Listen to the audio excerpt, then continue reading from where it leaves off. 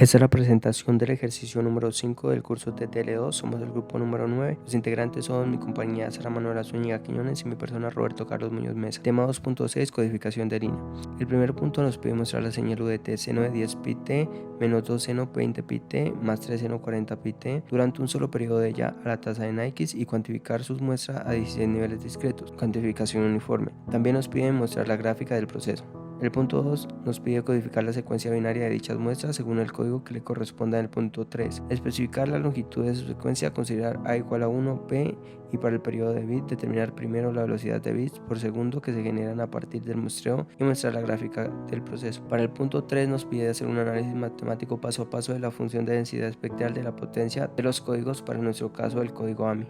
Entonces para nuestro literal A tenemos que nuestra señal UDT es el seno de 10 pi por t menos 2 seno de 20 pi por t más 3 seno de 40 pi por t, y cuantificando sus muestras a 16 niveles discretos. Sabemos que la frecuencia de la señal P sub 0 es 5, por lo tanto su periodo es 1 sobre 5, para el ancho de banda W es 4 por la frecuencia que nos da 20, y para la frecuencia de muestreo, que es el doble del ancho de banda, nos da 40 como mínimo de frecuencia de muestreo. El periodo de muestreo entonces sería 1 sobre 40. Aquí tenemos entonces el tamaño del escalón que nos da este valor y los niveles de cuantificación de 1 a 16. Para el segundo momento del error, o el error cuántico medio, en la cuantificación uniforme tenemos que el MC es igual al tamaño del escalón al cuadrado sobre 12 y nos da este valor.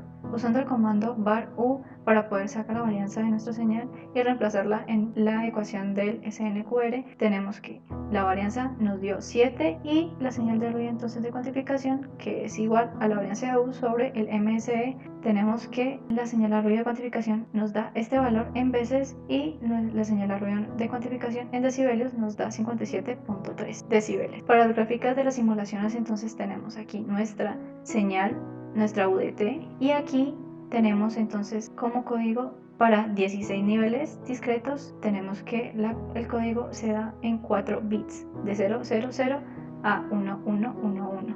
Entonces aquí lo que vemos es la señal muestreada en estos intervalos de tiempo para que pudieran verse separadas, y entonces a cada una de estas muestras les corresponde un código de 4 bits. Aquí lo único que vemos es más discretizado y vemos las mismas muestras con los códigos correspondientes de 4 bits. Para cada muestra se saca entonces su codificación correspondiente.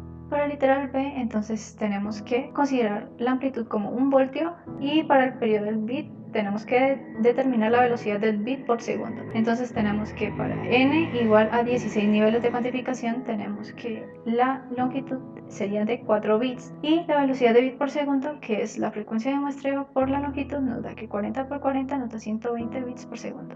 Sabemos que el periodo de muestreo es igual al periodo del bit por la longitud, entonces el periodo de bit nos da 0.00625 segundos. Aquí entonces la gráfica del código de línea RZ-AMI, que sabemos que el código AMI con retorno a 0 representa los unos lógicos por medio de valores alternadamente positivos y negativos, y un retorno a 0 en la mitad del periodo del bit. Aquí entonces podemos ver con nuestra amplitud de menos 1 a 1, podemos considerar que para su codificación menos 1 también se considera 1. Entonces vemos aquí que el 0 dura todo el periodo del bit, y cuando llega a 1 entra a 1 y se demora solamente la mitad del periodo del bit, retorna a 0 hasta que se termina el periodo del bit. Cuando llega a menos 1, que vale 1, entonces se demora la mitad del periodo y vuelve a 0 y termina el periodo del bit. Cuando es 0, entonces dura todo el periodo del bit, y cuando es 1, entonces llega a 1, se demora la mitad, retorna a 0, y así sucesivamente para cada uno de los unos y ceros que se ha codificado de nuestra señal UDT. Literal C, función de densidad espectral de potencia del código AMI análisis. En primer lugar, hallamos la función de autocorrelación de la siguiente forma. Para n igual a 0, como en cualquier código de línea, tenemos que la función de autocorrelación es igual al segundo momento, que es igual a al cuadrado medios. Para n igual a 1 corresponde a dos amplitudes asignadas a 2 bits consecutivos. Para los tres primeros casos nos da igual a 0.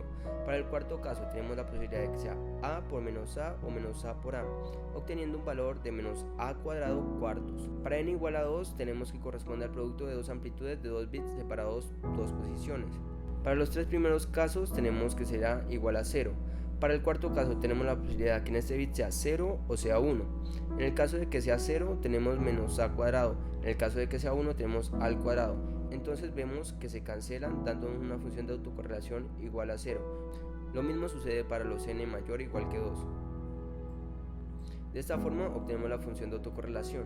Ahora, para la función de densidad espectral de potencia tenemos que la magnitud al cuadrado de la transformada de Fourier del pulso PT es igual a TV por sin de TV por F sobre 2.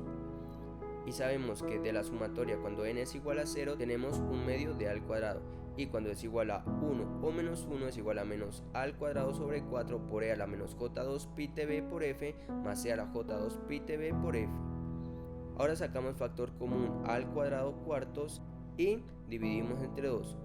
Nos damos cuenta que esta es la forma del coseno al cuadrado, y además de eso sabemos que 1 menos coseno al cuadrado es igual a seno al cuadrado, obteniendo de esta manera la función de densidad espectral de potencia igual a al cuadrado por tv sobre 4 sin al cuadrado de tv por f medios por seno al cuadrado de pi tv por f.